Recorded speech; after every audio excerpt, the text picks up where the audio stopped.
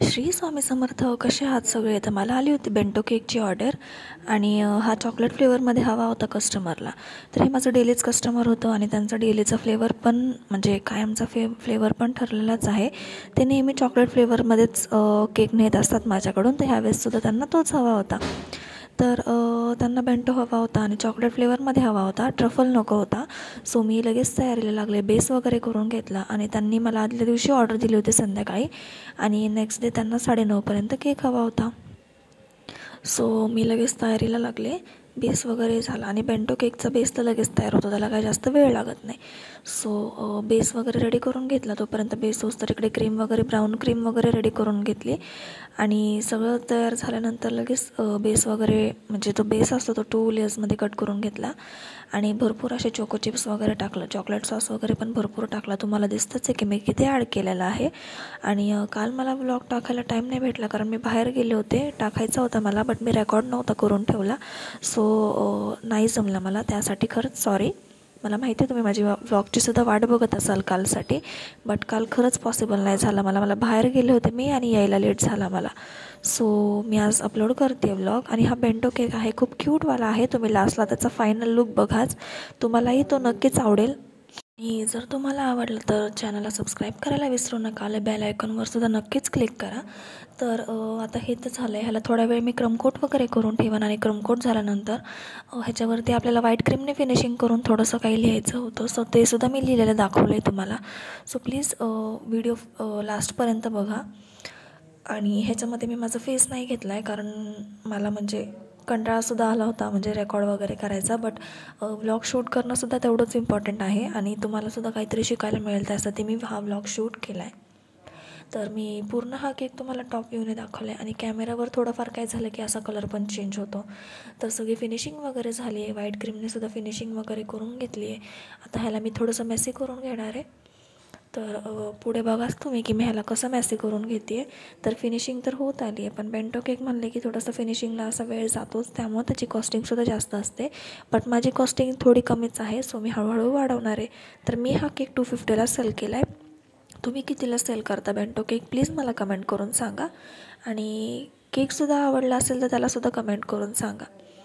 आणि भरपूर जणांना केक खूप आवडतात ते आणि भरपूर जणांचे असे रिक्वेस्ट पण आहे की सगळे असे डिटेलमध्ये व्हिडिओ टाका, ह्याचे टाका त्याचे टाका. बट मी ते सुद्धा ट्राय करते हळूहळू टाकायचं. जशी मी गणाशची व्हिडिओ टाकली त्यालासुद्धा मला भरपूर सपोर्ट मिळाला आणि तुम्हालासुद्धा सगळ्यांना ती व्हिडिओ आवडल्याबद्दल थँक्यू. तर थोडी तब्येत पण ठीक नाही आहे माझी, सर्दी वगैरे झाली आहे. तर आवाजामध्ये पण थोडासा तुम्हाला चेंज वाटेलच.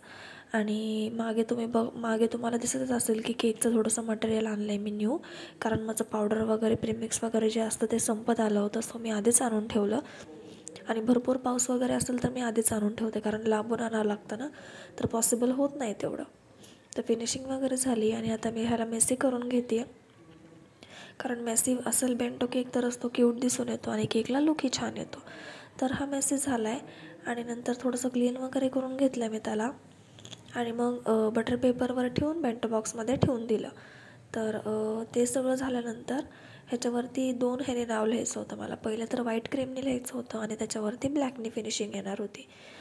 तर हे तुम्ही बघाच एंडपर्यंत की मी ते कसं करते.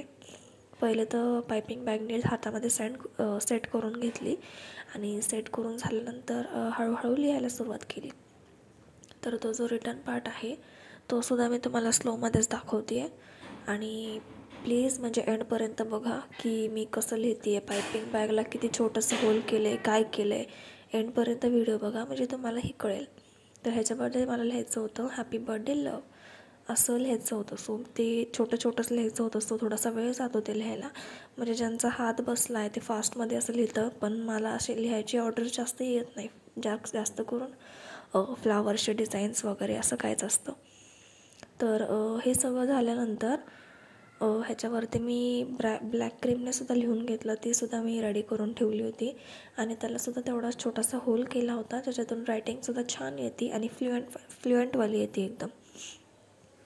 तर ही तर प्रोसेस चालूच आहे आणि त्या दिवशी मला फक्त एकच ऑर्डर होती.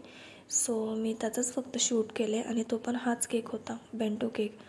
तर बेंटो केकच्याही भरपूर अशा ऑर्डर्स असतात मला आणि हा 2 to 3 पीपलसाठीच कम्फर्टेबल आहे.